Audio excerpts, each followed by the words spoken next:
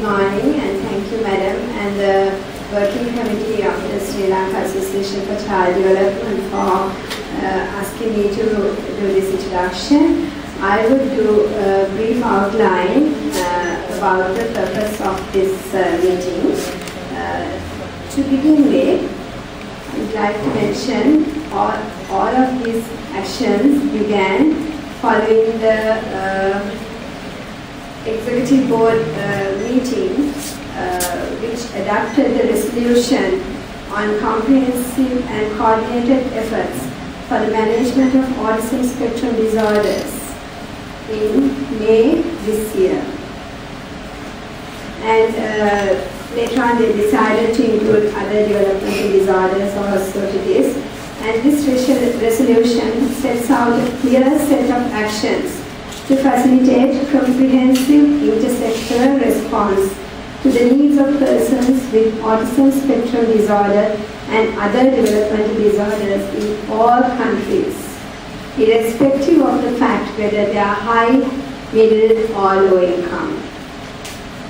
And this resolution urges all member states to increase the capacity of health and social care systems to provide services for individuals and families with autism spectrum disorder.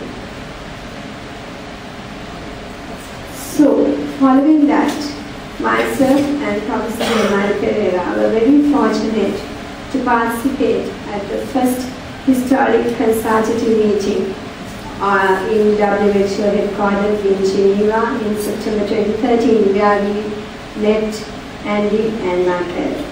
But before that, since the meeting in May, they have been having discussions, conversations with Professor Emmanuel Pereira and other interested parent groups to come to Sri Lanka to start this initiative.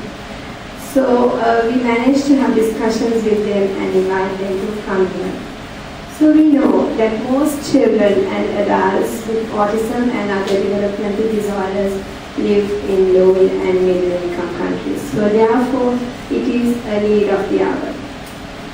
So let me just list out the purposes of this workshop, and I'm sure we are going to expand on this over the next 2 days with our fruitful discussions, which we are going to begin today, where we are going to share our experiences with the experiences of Autism Speaks.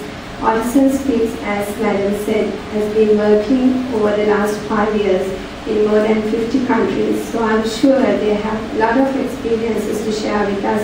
And we, as I can see in the audience, there are members from the health sector, social services, and the education sector, and media and parents. And to remind again, this is not only autism and other developmental disorders.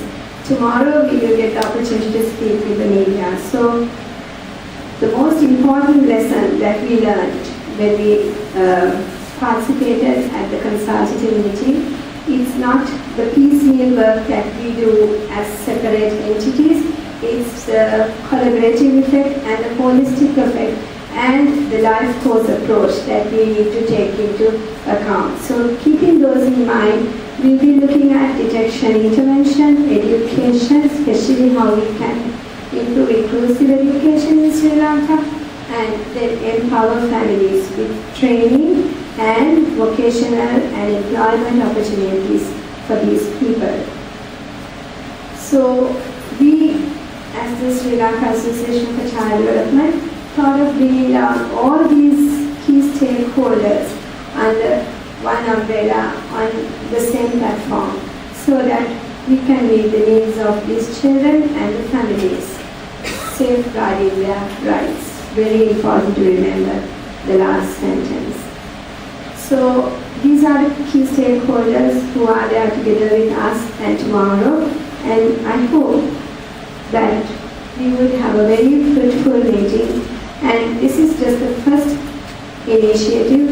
We will have many more meetings and many more activities spreading towards, not in Colombo only. Our aim is to expand our services and our training workshops, all our experiences to share with the other provinces as well, and I'm very happy to see that there are people representing other provinces including the North and East. Thank you very much.